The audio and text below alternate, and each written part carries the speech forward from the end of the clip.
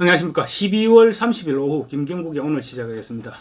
민주당이 결국 분당의 길로 접어들었습니다. 더불어민주당 이재명 대표와 이낙연 전 대표 오늘 오전 한방문 속에 55분간 회동을 했습니다. 그렇지만 접점을 찾지 못하고 빈손으로 헤어졌습니다. 절대로 물러서지 않겠다는 이재명 대표와 그리고 또 대표직을 물러나고 공동 비대위를 구성하자 이렇게 맞서는 이낙연 전 대표 둘 사이의 접점은 애초부터 없었습니다. 그러니까 애초부터 이별을 위한 마지막 정리를 위해서 만났다. 두 사람 모두 명분 쌓기를 위해서 만났다. 이렇게 볼 수 있을 것 같습니다. 오늘 오전 서울 중구 한 식당에서 두 사람이 비공개 회동을 가졌는데요. 이 자리에서 이 대표는 당을 나가는 것은 아니다. 이러면서 당을 나가는 것은 길이 아니다. 이렇게 얘기하면서 이 전 대표의 탈당을 만류했고 이 전 대표는 이 대표의 변화 의지를 확인하지 못했다. 제가 할 길을 가겠다. 이렇게 결별을 통보했습니다.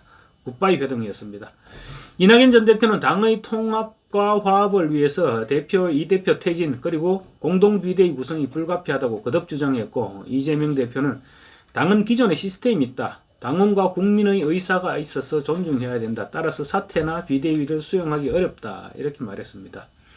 회동이 끝난 뒤에 이 대표는 기자들과 만나서 상황이 매우 엄중하기 때문에 우리 국민들과 당원들 눈높이에 맞춰서 단합을 유지하고 총선을 반드시 이겨야 된다 이렇게 말씀을 드렸다면서 당이 부족함이 많다고 생각될 수 있고 또 실제 기대치에 부족한 점이 있겠지만 당을 나가시는 것이 그 길은 아닐 것이다 이렇게 간곡한 말씀을 드렸다고 밝혔습니다. 그러면서 우리 총리님 다시 한번 깊이 재고해 주시길 부탁드립니다 라고 말했습니다. 이에 대해 이낙연 전 대표 윤석열 정부의 형편없는 폭주에도 불구하고 민주당이 국민으로부터 대안으로 인정받지 못하는 것은 단합하지 않아서가 아니라 변화하지 않았기 때문이다. 오늘 그 변화의 의지를 이재명 대표로부터 확인하고 싶었는데 안타깝게도 확인할 수 없었다라고 말했습니다. 그러면서 민주당을 지키는 것도 중요하지만 더욱 중요한 것은 김대중 노무현 대통령이 구현하고자 했던 가치와 정신과 품격을 지키는 게 본질이라고 믿는다. 정신과 가치와 품격이 민주당에서 실종됐기 때문에 그걸 회복하려는 노력은 어디선가 필요하다고 믿는다라고 말했습니다. 자신이 나서서 그 정신과 품격을 지키기 위한 회복하기 위한 노력을 하겠다 이런 얘기인 것이죠. 이 전 대표 그러면서 오늘 민주당의 변화 의지를 확인할 수 없었던 것이 매우 안타깝다. 조금 더 가치 있는 일을 위해 제가 할 길을 가겠다 이렇게 확인했습니다. 두 사람이 되면은 지난 9월 이 전 대표가 이낙연 대표의 단식 농성장을 찾아서 만났던 것 그 이후 처음이고 또 본격적으로 이렇게 만나서 대화를 하고 이런 회동은 지난 7월 이낙연 전 대표가 미국에서 귀국한 뒤에 이제 이재명 대표를 만났죠. 그 이후 딱 5개월 만에 만났습니다. 귀국 직후 회동에서도 이 전 대표는 이재명 대표의 당 운영 방식의 문제를 제기하면서 사퇴를 요구했고 이재명 대표는 시종일관 대화 내내 먼 산을 바라보면서 이낙연 전 대표를 사실상 무시하는 그런 태도를 보여서 이 전 대표가 그때부터 굉장히 격분했다고 합니다. 어쨌든 이날 회동이 결렬되면서 이낙연 전 대표의 내년 초 신당 창당은 이제 기정사실이 되었고 민주당의 분당도 확정된 것입니다. 남은 것은 이낙연 신당으로 얼마나 많은 민주당 현역 의원들이 자리를 옮기느냐 그 부분인데 이재명 대표 입장에서는 얼마나 의원들을 단속할 수 있느냐 이런 입장이 되겠죠. 그래서 양측이 본격적인 세대결을 시작할 것으로 보입니다. 그러니까 민주당이 어느 정도의 규모로 분당이 될 것이냐 이 부분만 남아있는 셈입니다. 결국은 호남에서 승부가 날 것입니다. 과거 안철수 국민의당이 호남이 사실상 장악했는데 이낙연 신당이 그때처럼 호남에서 호소력을 띌 수 있을까? 이 부분이 아마 최대 관전 포인트가 될 것 같습니다. 호남 지역에서의 승패 여부에 따라서 이낙연 신당이 민주당의 주류가 될 가능성은 아직 남아있다고 볼 수 있겠죠. 지금 호남에서 이재명 대표의 지지율은 30% 정도에 30%대에 머물고 있습니다. 40%를 넘어서지 못하는데요. 그렇지만 이재명 대표의 측근으로 호남에서 출마하기를 바라고 지금 가서 현장에서 뛰고 있는 측근들은 기세가 등등합니다. 일단 이재명 대표의 깃발로 호남에 나서면 성산이 있다는 판단인 것이죠. 그렇지만 이제 이낙연 신당이 창당하게 됐습니다. 그렇다면 이낙연 신당이 호남에서 어느 정도 영향을 미치게 될지 이 부분은 좀 더 지켜봐야 될 것 같습니다. 선거는 바람입니다. 만약에 신당 바람이 불어올 경우에 이재명 민주당의 승리를 결코 장담할 수는 없는 일이죠.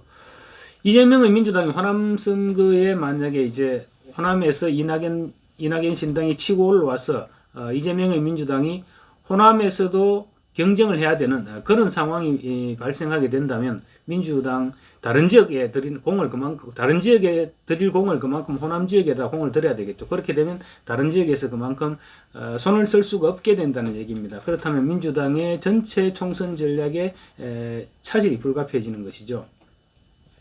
특히 이재명 대표의 사법 리스크는 현재 진행 중입니다. 그리고 새해 1월이 되면 아마 사법 리스크 더욱 심각해질 수 있을 것입니다. 왜냐하면 이재명 대표 본인은 아니지만 이재명 대표 측근이나 그 이재명 대표와 관련된 사건들, 그 사건들에 대한 1심 선고가 내년 1월 아니면 2월 초 이때쯤 1심 선고되는 사건들이 몇 건 있습니다. 이 사건들이 만약에 중대한 선고를 받게 된다면 이재명 대표에도 큰 영향이 미칠 수밖에 없고 이재명 사법 리스크는 그만큼 심각해지게 되는 것이죠. 그래서 결론적으로 호남 민심은 당분간 지켜본 이후에 마지막에 가서 최종 결정되게 될 것이다. 이렇게 볼 수 있을 것입니다. 또 호남에서는 투표 경향이 될 놈 될, 그러니까 될 사람을 찍는다. 이런 경향이 쭉 있어 왔던 것도 사실입니다. 현재 스코어로는 이재명의 민주당이 압도적이라고 할 수 있지만 얼마든지 유동적일 수 있다는 말입니다. 어제 동교동계로 과거 김대중 전 대통령이 비서를 지냈던 이석현 전 국회 부의장, 지금 민주당 고문입니다. 어제 민주당을 탈당하고 이낙연 신당에 합류하겠다고 선언했습니다. 이낙연 신당에 합류하는 첫 거물급 인사인 셈입니다. 그리고 또 동교동계 원로들은 지난 25일 크리스마스 날 연말 송년 모임을 가졌습니다. 그 자리에서 이재명 대표의 민주당에 대해 비판적인 인식이 드러났다고 합니다. 또 민주당 김영주 전 의원 이런 말도 했습니다. 방송에서 호남 민심이 이재명에게서 떠나가고 있다 이렇게 주장하기도 했습니다. 이런 여러 가지 정황으로 볼 때 이재명 대표의 민주당이 호남 정서를 완전히 장악하고 있다 이렇게 말하기는 어려운 것이 사실로 보입니다.